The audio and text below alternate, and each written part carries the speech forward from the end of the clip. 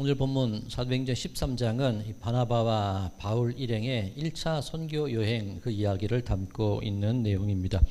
우리 지난주에 안디옥 교회가 어떤 교회였는가, 이 두 사람을 파송한 안디옥 교회는 어떤 교회였는가 잠깐 살펴봤는데, 잠깐 우리가 기억을 해보면 첫 번째, 벽을 넘는 교회, 헬라인에게도 거리낌 없이 복음을 증거했던 교회, 그리고 교회 안에 지도자들을 세울 때 문화적 배경이 되었건 인종이 되었건 피부색이 되었건 개의치 아니하고 어떤 이들이든 간에 부르심에 응답하는 그 사람을 지도자로 세운 교회가 안디옥 교회였습니다.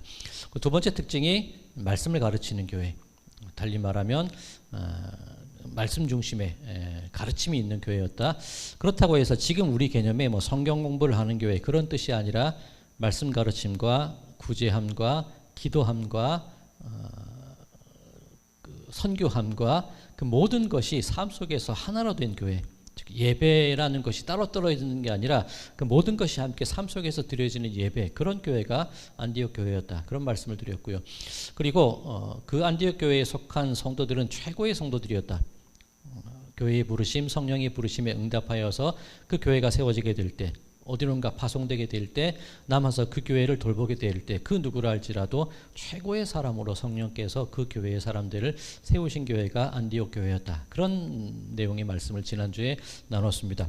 자, 그러면 오늘은 그 조금 더 자세한 내용을 살펴볼 터인데, 이 본문 내용, 오늘 본문 내용에 들어가기에 앞서서 우리 지난주에는 안디옥 교회에 대한 어떤 큰 틀에 관한 것을 살펴봤다면, 오늘은 이 안디옥 지역이 어떤 곳인가, 이 주변에 있는 어떤 전체적인 이야기, 그런 흐름들을 잠깐 말씀드리면서 오늘 설교를 이어가고자 합니다. 지도 보고 그런 의미라기보다는 이 바울의 선교 여행, 하나님의 선교 사역을 이해하기 위해서 약간 어떤 밑거름이 되는 좀 뭐라 그럴까요? 또 개괄적인 이야기라고 그럴까요? 그것을 먼저 드리고 오늘 본문 말씀으로 들어가도록 하겠습니다. 이 바벨론 포로기 이후에 페르시아가 고대 근동 지방을 지배하게 되죠. 그리고 바사 왕 고레스, 페르시아 왕 고레스에 의해서 유다인들이 자기 고향으로 돌아가게 됩니다. 자, 그리고 우리가 가지고 있는 우리 구약 성경과 신약 성경에는 그 이후에 이 고향으로 돌아간 그 유대인들, 그리고 예수님이 오시기까지의 이야기가 비어 있습니다. 보통 신구약 중간기라고 하는데 그때의 이야기를 우리는 모른다, 그렇게 얘기를 합니다. 하나님의 침묵의 기간이라고 표현하는 분들도 계신데, 우리 개신교회의 우리 개신교인이 가지고 있는 성경책에서 보면 그럴지 모르겠지만, 이 카톨릭 성경, 우리가 외경이라고 부르는 카톨릭 성경에는 그 사이의 이야기가 분명히 들어있거든요. 이 페르시아가 이 알렉산더, 이 마케도냐의 알렉산더 대왕에 의해서 이 고대 근동 지방이 지배를 당하게 되면서 유대 지방 역시 그런 헬레니즘, 헬라 문화의 영향을 들게 됩니다. 그리고 알렉산더 대왕이 갑자기 죽음을 맞게 되었을 때 네 장군이 각각 그 지역을 4개로 나누어서 나라를 다스리게 되지요. 그 네 지역을 다 살펴볼 필요는 없고, 우리가 이 성경을 이해하기 위해서 두 지역에 관한 것만 우리는 살펴보면 됩니다. 이 지도를 보시면서 잠깐 말씀을 드릴 텐데, 지금 현대 지도입니다. 옛날 고대 지도는 아니고 여기 예루살렘 표시가 있고요. 여기가 홍해가 되겠죠. 이집트 지역 어딘지 아시겠죠? 수에즈 운하가 있는 곳이 여기입니다. 자, 이 알렉산더 대왕이 죽고 난 이후에 4나라로 나누어지게 됐는데, 그 중에 이 2나라가 유대와 긴밀한 관계가 있습니다. 여기 이 이집트를 중심으로 한 이 프톨레미 왕조가 세워지게 되고요. 그리고 이 시리아를 중심으로 한 이 셀루커스 왕조가 세워지게 됩니다. 왜 그런 이름이 붙여지게 됐냐면, 프톨레미우스 1세 그리고 셀루커스 1세가 각각 알렉산더 대왕 뒤를 이어서 나라를 다스리게 됐기 때문에 그렇습니다. 그러면 이 프톨레미우스가 유대 지역에 영향을 미칠 때 어땠느냐 하면 그나마 좀 괜찮았어요. 왜냐하면 매우 온건하고 좀 이렇게 부드러운 통치를 했던 게 프톨레미우스 1세의 특징이었습니다. 그런데 이 프톨레미우스 1세가 했던 업적 가운데 아주 중요한 게 뭐냐면, 세계에 있는 모든 지식을 모으기를 원했어요. 그래서 알렉산드리아 도서관을 세우게 됩니다. 그때 구약 성경이 알렉산드리아 도서관에 비치되기 위해서 헬라어로 번역이 돼요. 이때는 구약 성경이라는 게 없었죠. 뭐 사도 바울의 편지도 막 쓰여지기 시작했고 복음서는 없었을 때이니까 뭐 지금의 우리야 구약 성경이지만 이 시대로 보면 그냥 성경책이에요. 히브리어로 쓰여있던 성경책이 헬라어로 번역되었던 이유가 바로 이 프톨레미우스 왕국에 의해서 유다가 다스려질 때 그때 성경이 번역이 되게 되는 겁니다. 자, 이제 이 셀류쿠스 왕조가 또 영향력을 끼치게 될 때 유대 지역은 이 많은 위기를 경험하게 돼요. 이 셀류쿠스가 유대를 다스릴 때 예루살렘 성전에 제우스 신상이 세워지게 되고 그 안에서 돼지고기와 돼지기름으로 하나님께 제사를 드리게 되죠. 그리고 그에 거부하면서 반대하면서 마카비 혁명이 일어나게 되었습니다. 제가 몇 차례 말씀을 드렸습니다. 그래서 하스모니아 왕조가 유대 독립국가로 세워지게 되는 게 이 셀류쿠스 황제, 셀류쿠스 왕국과의 관계 속에서 독립을 하게 되는 겁니다. 그 이후에는 로마에 의해서 다스려지게 되겠죠.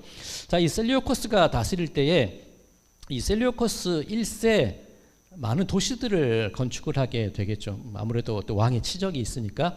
그런데 도시를 세울 때 자기 아버지의 이름으로 도시를 세웠습니다.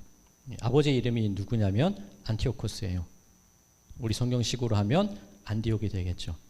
그래서 안디옥 교회, 우리 그리스도인이라고 처음 불러지게 된 게 바로 여기 이 안디옥 지방인데, 이 안티오쿠스, 자기 아버지 이름을 따서 안디옥 지방이라는 도시를 건설하게 됩니다. 그만큼 어떤 이 교역의 중심지가 되기도 했고, 많은 문물, 많은 문화, 많은 사람들이 모이는 곳이 이 안디옥이라는 도시가 가진 특징이었다는 겁니다. 그런데 우리가 다음 주에 살펴보게 될 텐데, 안디옥이라는 도시가 또 있어요. 여러 도시를 세웠는데, 아버지의 이름으로 여러 도시를 세웠는데 다 안디옥이라는 이름을 붙이게 되는데, 이 위쪽에도 여기도 안디옥이라는 도시가 세워지게 됩니다. 자, 그런데 우리는 이것을 구분하기 위해서 저 위에 세워진 안디옥을 비시디아 안디옥이라고 합니다. 우리 다음 주에 우리 살펴보게 될 텐데, 비시디아 안디옥 하면 저 위에 있는 안디옥을 말하고, 그냥 안디옥 혹은 수리아 안디옥이라고 말하면 여기 있는 안디옥, 최초의 그리스도인이라고 불려졌던 안디옥 교회가 세워진 곳이 여기입니다. 시리아에 있는 안디옥이라고 해서 수리아 안디옥이라고 말하는 겁니다. 이 바나바와 사도 바울의 첫 번째 그 선교 여행의 경로가 이 안디옥을 떠나서 이 키프로스 구브로 섬이죠. 이 바나바의 고향. 키프로스 섬, 이 살라미라는 이 동쪽 항구 도시에 도착을 하게 되고, 회당 중심으로 말씀을 증거하면서 서쪽에 있는 바보항이 여기에 있어요. 파포스라고 하는데 바보항이 여기 있게 됩니다. 그래서 이렇게 첫 번째 선교 여행이 이런 경로로 이동을 하게 됩니다. 잠깐 곁들여 말씀드리면, 아니 그러면 아빠 이름으로만 도시를 지어서 엄마가 서운하겠죠. 어머니 이름이 라오디게아예요. 라오디게아 교회라고 불려지는 그 도시가 이 셀류코스 왕에 의해서 붙여지게 된 그 이름이라는 겁니다. 자, 그러면 제가 이런 말씀을 왜 드리냐면, 지도 얘기하려는 게 아니라 우리가 눈을 넓혀야 된다는 거예요.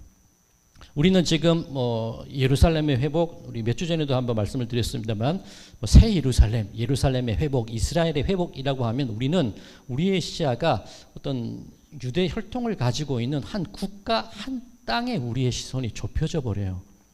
그러면 곤란하다고 말씀을 제가 계속 드립니다. 넓게 볼 필요가 있다는 거죠. 자, 어떤 의미가 있냐면, 하나님께서 이 땅 가운데 어려움과 고난을 주셨어요. 아수르, 바벨론, 그리고 많은 나라들에 의해서 침략당하게 되고 고난당하게 되고 나라를 빼앗기는 그런 아픔을 겪게 되는데, 왜 그렇게 하시느냐는 거죠. 자, 앞서 이 프톨레미 황조에 의해서 성경이 헬라어로 번역이 되었다고 말씀을 드렸습니다. 자, 헬레니즘 문화가 유대 땅을 뒤덮고 유대에 있는 많은 그런 우상 신상이 들어오게 되는 계기가 되기도 하지만, 한편으로 다른 시각으로 바라보면 이 헬라 문화가 유대 땅에 들어왔기 때문에 성경책이 헬라어로 번역이 되는 거예요. 유대인들 특징상 얼마나 선민이라는 그런 자부심을 가지고 있습니까? 그들이 자기의 힘으로 히브리어 성경을 다른 언어로 번역을 했을까요? 저는 그렇게 생각하지 않아요. 실제로 중세 시대 때에도 라틴어 성경을 가지고 그 성경의 거룩함을 지키기 위해서 영어로 성경을 번역했을 때 그 사람을 화형시킨 역사가 있었거든요. 라틴어가 뭐라고. 하물며 유대인들은 어땠을까요? 유대 민족, 혈통, 선민, 그렇게 똘똘 뭉쳐진 그들이 성경을 헬라어로 번역했을까? 저는 그렇게 생각하지 않아요. 그런데 하나님께서 이들로 하여금 나라를 빼앗기게 하시고 다른 문명이 들어오게 하심을 통하여서 성경을 이미 번역해 놓으신 거예요. 바울이 이방 지역을 선교하기 위해서 온 세계로 뻗어나갈 때 이미 바울의 손에는 헬라어 성경이 들려 있었단 말이에요. 얼마나 대단하고 얼마나 감사한 일입니까? 자, 또 한 가지 생각해 볼 수 있는 것이 이 많은 여러 나라의 어떤 침략이 고난이라고 생각을 하게 되는데, 이 바울의 선교 일정을 보면 뭐 처음 1차 선교 여행도 그렇습니다. 이 살라미에 들어갔을 때, 오늘 본문에 나오는 말씀입니다. 살라미에 들어갔을 때 유대 회당을 중심으로 말씀을 증거하기 시작해요. 그리고 바울의 선교 특징이 가는 지역마다 회당을 먼저 찾고 그 회당에서 예배를 드리면서 유대인과의 어떤 접촉점을 가졌던 게 바울의 선교의 특징이었습니다. 회당이 왜 지어졌을까요? 바빌론에 의해서 나라를 빼앗기고 성전이 불탔을 때 저들이 말씀을 배우고 싶고 자기의 민족의 정체성을 지키기 위해 만든 것이 회당이 아니겠습니까? 수많은 나라가 침략했을 때 유대인들은 세계 곳곳으로 흩어졌어요. 가는 곳마다 회당을 세우게 되겠죠. 로마에 의해서 박해를 받을 때에도, 흩어질 때에도 그곳에 회당이 세워진단 말이에요. 그러면 하나님께서 바울을 통해 복음을 증거하실 때 접촉점을, 회당이라는 접촉점을 이미 세계 곳곳에 만들어 두셨다는 겁니다. 아무도 없는 곳에 바울이 어떻게 선교를 했겠습니까? 누군가 만날 수 있는 접촉점이 있어야 되는데 그 접촉점을 하나님께서 바벨론, 그리고 마케도니아, 로마에 의해서 수많은 박해가 교회에 가해지게 되었을 때에 그들이 떠나가서 회당을 미리 세워두었기 때문에 그 회당을 중심으로 복음이 퍼져나가게 된다는 거예요. 우리의 시선이 바뀌어야 되겠죠. 고난, 또 외부 문명과 세속적인 그런 문화들, 힘든 것이고 꺼려해야 될 것이라는 그런 시선을 가질 수 있는데, 다른 한편으로는 우리 하나님은 그런 박해를 통해서도 일하시고 복음을 위하여 이미 박해를 통하여 세계 곳곳에 하나님의 선교 거점을 이미 마련해 두셨고, 세상 문화를 통하여서 당신의 말씀을 언제라도 증거할 수 있도록 그 나라 언어로 이미 번역해 놓으신 게 하나님의 뜻이라는 거예요. 우리를 향한 고난과 아픔과 어떤 슬픔과 내 인생에 어려움이 있을 때 우리는 그것을 어떤 눈으로 바라봐야 되냐면, 거기에도 하나님의 일하심이 있구나. 그것을 통하여서 하나님이 우리로 하여금 당신의 어떤 나라를, 당신의 일하심을 세상에 드러내기 원하시는구나. 우리에게 그런 눈이 열려져야 된다는 겁니다. 단순히 이 지도 얘기가 아닌 거 아시겠죠? 이제 우리의 시선이 어떻게 이 세계를 바라보고 어떻게 고난을 바라보고 어떻게 하나님의 일하심을 바라봐야 될까? 그 눈이 열려지는 게 오늘 이 바울의 1차 선교 여행을 통해서 우리가 깨달아야 될 한 가지 사건이라는 겁니다. 오늘 본문 말씀으로 들어가서 이제 안디옥에서 출발한 바나바 바울 일행이 이 키프로스 구브로에 도착해서 이 살라미를 떠나서 바보로 가서 여기서 이 키프로스를 다스리는, 구브로를 다스리는 총독을 만나게 됩니다. 여기도 이제 그 로마에 의해서 파송된 총독이 다스리던 곳인데, 이 파포스 바보항에 총독 관저가 있는 겁니다. 거기까지 찾아가서 이제 바나바와 바울 일행이 복음을 증거하게 되는 것이죠.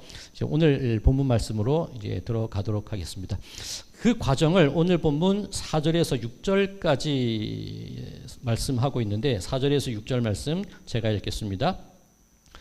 두 사람이 성령의 보내심을 받아 실루기아에 내려가 거기서 배 타고 구브로에 가서 살라미에 이르러 하나님의 말씀을 유대인의 여러 회당에서 전할세 요한을 수행원으로 두었더라.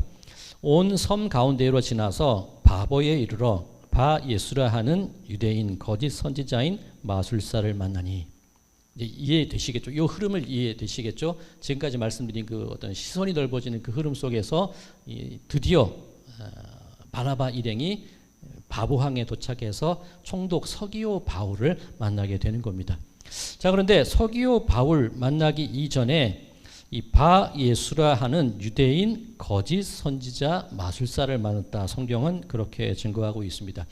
이 바 예수라는 사람이 이 서기오 바울 그 구브로 지방의 총독이었던 그 총독 곁에서 아마 일종의 자문관 역할을 했던 사람이었던 것 같아요. 유대인 출신들하는 거 보니까 어떤 마술사로서 총독이 행하고 있던 여러 가지 일들에 유대인에 관해서라든가 아니면 어떤 점성술을 통해서 그 통치에 많은 어떤 이 자문을 주었던 것이 이 바예수라고 불리는 사람이었던 것 같습니다. 이 총독 서기오 바울이 하나님의 말씀을 듣기 원했다라고 성경이 증거하고 있는데 이 복음에 대한 열정이라기보다는 당시 로마인들의 특징이 그렇지 않습니까? 함께 모여서 철학을 얘기하기 좋아하고 수많은 그런 신들에 관한 이야기를 듣기 좋아하는 게 이 당시 이 로마인들의 모습이었습니다. 처음에 이 총독 서기오 바울이 그런 마음으로 하나님의 말씀을 듣기 원했다는 거죠. 어쨌든 그 마음이 열려진 거 아닙니까? 이 복음에 대해 귀를 기울이기 시작했다는 거 중요한 일입니다. 그런데 이 바 예수라는 사람이 사사건건 바울과 바나바 증거하는 그 복음을 듣지 못하도록 회방을 합니다. 오늘 본문에 의하면 대적하여 총독으로 믿지 못하게 하였다. 그렇게 성경은 증언합니다. 자기의 영향력이 줄어들 수 있기 때문에 복음 전달하는 걸 싫어했다고 볼 수도 있을 겁니다. 자, 그러면 이 바 예수라는 사람이 어떤 인물이었을까? 어떤 성향을 가졌던 사람이었을까? 우리는 오늘 본문 말씀을 통해서 알 수 있는데 이 6절과 8절에 이 바 예수라는 사람에 관한 이야기가 쭉 나열되어 있습니다. 6절 바 예수라 하는 유대인 거짓 선지자인 마술사 그렇게 설명이 되어 있고요. 8절에는 마술사 엘루마는 이 이름을 번역하면 마술사라고 되어 있습니다. 자, 호칭이 참 많아요. 이 불려지는 호칭이 참 많습니다. 자, 우선 이 바 예수라는 이름에 대해서 호칭에 대해서 살펴볼 텐데 좀 설명을 한번 드렸었죠. 바라는 게 어떤 의미인지. 이 바르나비 바라바 하면 위로의 아들. 그 바라바 하면 바르아바 모든 아비의 아들. 바라바 예수. 그러면 바 예수는 어떤 뜻일까요? 예수의 아들이라는 뜻이겠죠. 자, 여기서 예수라는 이름이 그리스도 예수를 의미하는 건 아닙니다. 이 당시 유대인들에게 있어서 이 남자아이의 이름을 예수라고 짓는 경우가 참 많았어요. 예수가 헬라식 표현인데 히브리식으로 이 예수를 표현하면 여호수아입니다. 여호수아, 호세아, 예수 다 같은 맥락의 이름인 겁니다. 그러면 여호수아의 아들이다 그런 뜻이 되는데 여호수아는 주님께서 나의 구원이 되십니다. 그런 뜻이거든요. 그러면 바 예수라는 이름의 뜻이 뭐냐면 구원자의 아들이라는 뜻이에요. 그럼 바 예수는 자기 자신을 어떻게 소개하냐면 나 구원자의 아들이야. 달리 말하면 내가 구원자야. 그렇게 자기를 소개하는 겁니다. 그런데 이 바 예수라는 유대인 거짓 선지자. 우리가 가진 성경이니까 이 진리의 입장에서 보면 거짓 선지자이지만 자기가 자기 스스로 소개할 때는 참 선지자라고 소개했겠죠. 그럼 나는 구원자고 유대인이고 나는 참 선지자야. 그리고 마술사라고 6절에 되어 있습니다. 우리 예전 성경에는 박수라고 번역했었죠. 박수무당, 그죠? 남성무당. 그러면 이 점을 치고 어떤 별들의 모습을 통해서 어떤 길흉을 따지고 그것으로 총독에게 어떤 많은 조언을 해줬던 사람인데 8절에 보면 또 나와요.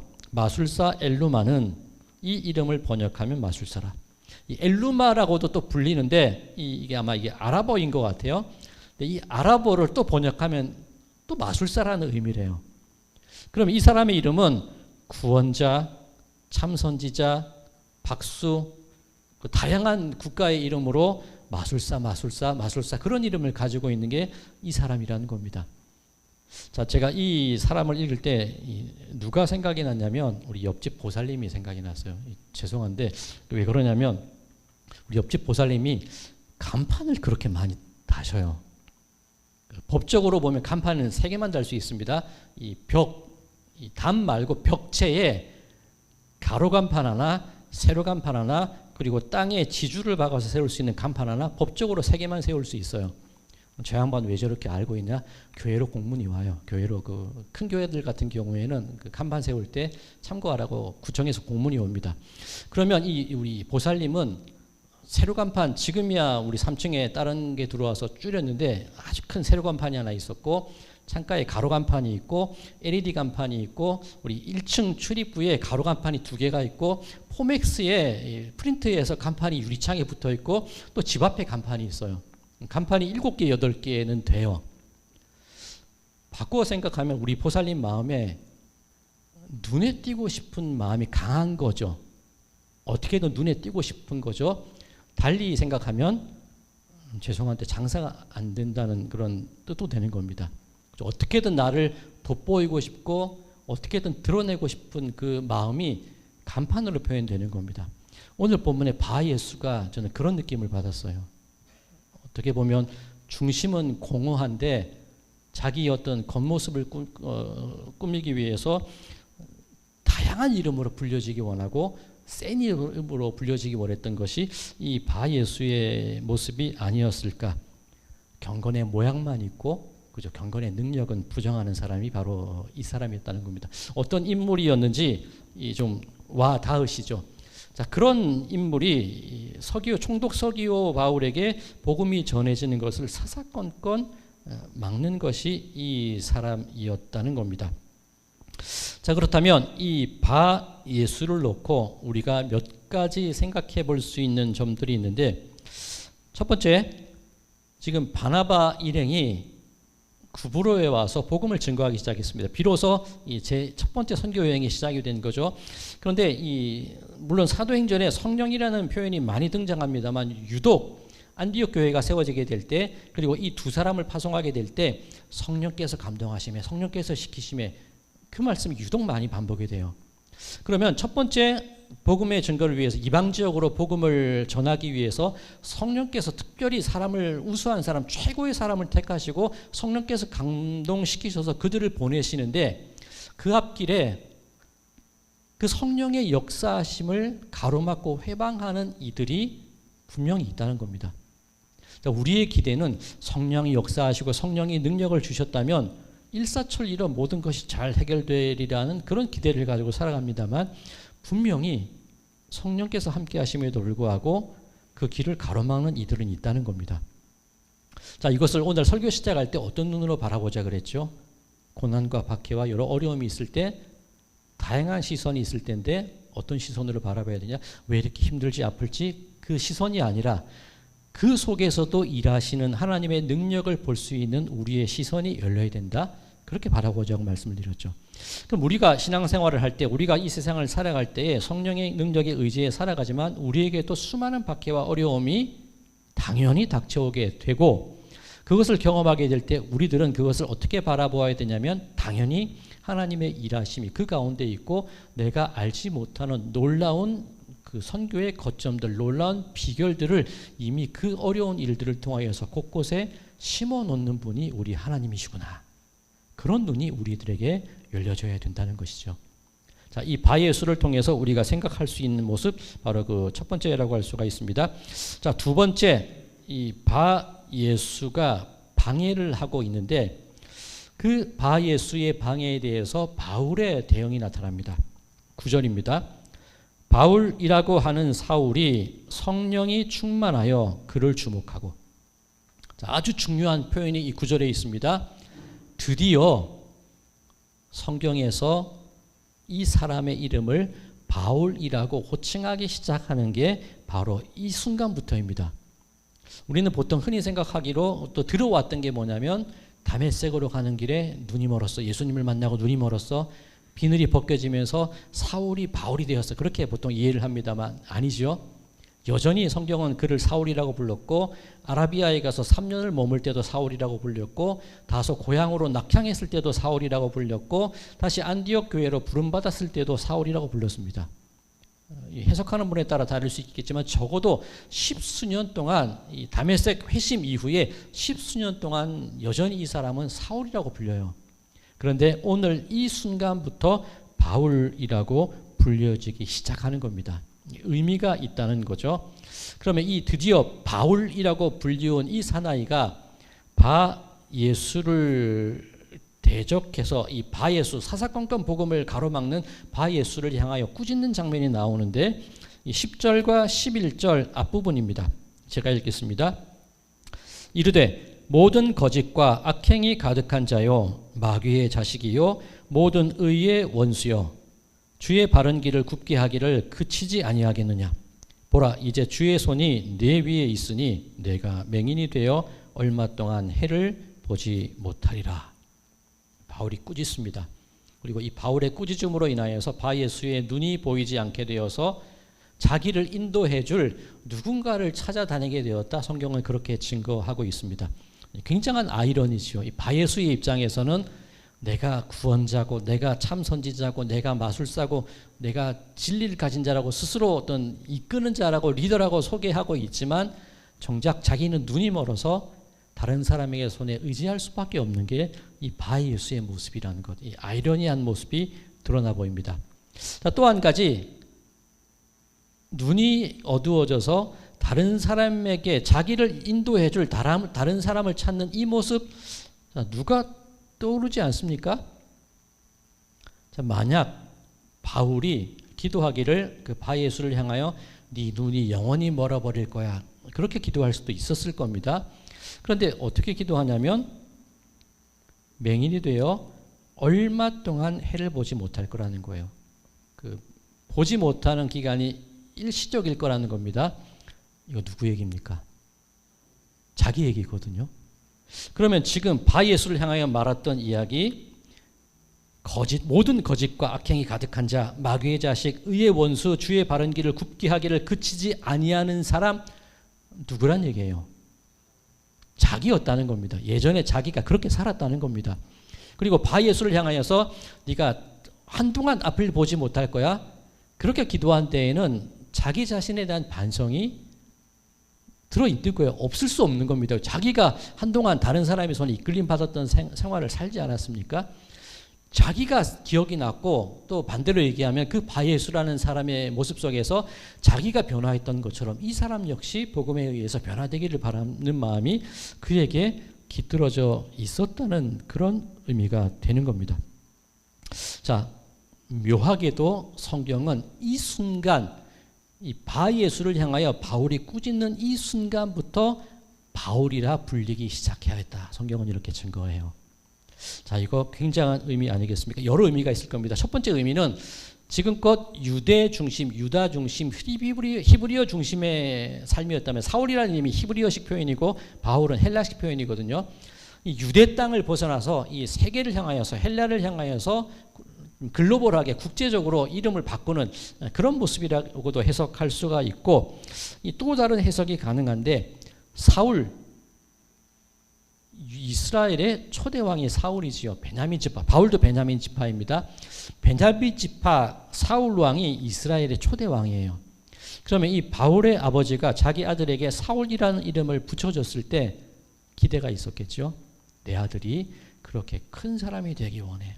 내 아들이 다스리는 자가 되기 원하고 내 아들이 이 베냐민 지파를 비롯하여서 우리 민족의 지도자가 되기 원하는 그런 마음으로 사울이라는 이름을 붙여줬지 않겠습니까? 그 마음으로 살아왔겠지요. 그 마음으로 교회를 박해하고 그 마음으로 그리스도인을 회망했던 것이 사울의 삶이었을 겁니다. 그런데 이제 바울이라는 이름으로 바뀌어져요. 이 헬라식 이름이기는 한데 이 바울이라는 말의 어근이 어디에서부터 비롯되었냐면 파우오라는 말로부터 시작이 된 겁니다. 이게 어거스틴이 아마 해석했던 걸로 제가 기억이 나는데 파우오라는 말이 어떤 의미가 있냐면 이 어거스틴은 이 작은 자 그렇게 설명합니다. 그래서 사울이라는 이름 큰 자에서 작은 자로 바뀌었다. 이게 어거스틴의 설명이거든요. 틀린 설명은 아닙니다. 그런데 이 파우오라는 단어가 멈추다, 단념하다라는 뜻이에요. 그러면 이전에 사울로 살아갈 때는 내가 왕 같은 뛰어나고 이끌고 두각을 나타내는 사람, 유대 중심의 사람으로 살고 싶었는데 이제 바울, 단념하는 거예요. 멈추는 거예요. 거기까지라는 거예요. 바울의 마음 가운데에도 내가 이전에 살아왔던 삶의 모습들이 있었고 내 나름대로 변화되었다고 생각하는데 바예수를 바라보면서 자기도 느껴지는 거죠. 아, 나는 이제 사울의 삶은 이 바예수의 삶은 여기까지야. 여기서 내 지난 날을 끊어버리고 이제 새로운 삶을 시작해야 되는 이 순간이 바로 여기로구나. 막 그런 의미로 성령이 충만하게 되어서 바울이라는 이름으로 변화가 되었을 것이다. 그렇게도 해석이 가능하다는 겁니다. 자, 오늘 설교의 제목이 이 단념, 사울에서 바울로라고 정했습니다. 이 단념이라는 게 이 생각을 끊다는 거 아닙니까? 이게 파워예요. 바울이라는 말의 이름의 뜻이라는 겁니다. 그렇다면 우리의 어떤 이제로부터 살아가는 우리들의 신앙의 모습이 어때야 되냐면 단념하는 거예요. 이전에 내 주도적으로, 내 중심으로, 내 고집으로, 내 욕망으로 살았던 그 시간들이 있었다면 이제 그 시간을 단념하자는 거예요. 끊어버리자는 겁니다. 우리가 세상을 바라볼 때 왜 이런 두려움이 있고 고난이 있고 아픔이 있고 그렇게 바라보던 우리들의 시선을 이제 단념하자는 거예요. 다른 시선으로 보기 시작하자는 겁니다. 그 속에서도 하나님이 일하시고 그 속에서도 놀라운 우리를 위한 거점들을 마련해 놓으시는 그 하나님의 놀라우신 일하심을 바라보는 그 삶으로 우리가 새롭게 들어가자. 그 의미가 바로 바울로 불리우게 된 이 사건 속에 우리에게 주시는 그런 놀라운 교훈이 있다는 것, 오늘 본문 말씀을 통해서 우리에게 주시는 깨달음인 줄로 믿습니다. 사랑하는 성도 여러분들, 이 성령에 충만하여 성령의 이끌림을 받아 살아간다는 삶의 뜻이 바로 파워라는 거예요. 단념하자는 거예요. 이전에 내 모든 고집들 단념해야만 진실로 성령이 인도하시는 삶, 성령에 사로잡힌 삶, 성령의 이끌리심에 순종하는 삶을 시작할 수 있다는 것. 바라기 우리 성도님들의 삶 속에서 고난을 고난으로 보던 그 시절들, 고난을 아픔으로 보던 그 시절들, 내 중심과 내 욕망으로 내 인생을 바라보던 그 모든 시간들을 단념하시고 이제부터 이 시간부터 오늘로부터 나를 단단하게 만드시는 여전히 일하시는 놀라운 하나님의 능력을 바라보실 수 있는 새로운 존재로 그렇게 거듭남을 경험하시는 우리 모든 성도님들의 삶이 되시기를 바랍니다. 그렇게 될 때 우리들이 살아가는 모든 삶의 순간들, 놀라움의 역사, 선교의 역사, 하나님의 그 비전을 바라볼 수 있는 역사, 그런 삶이 될 줄로 믿습니다. 단념하심으로 새롭게 시작하시는 우리 모든 성도님들의 삶이 되시기를 주님의 이름으로 간절히 축원드립니다.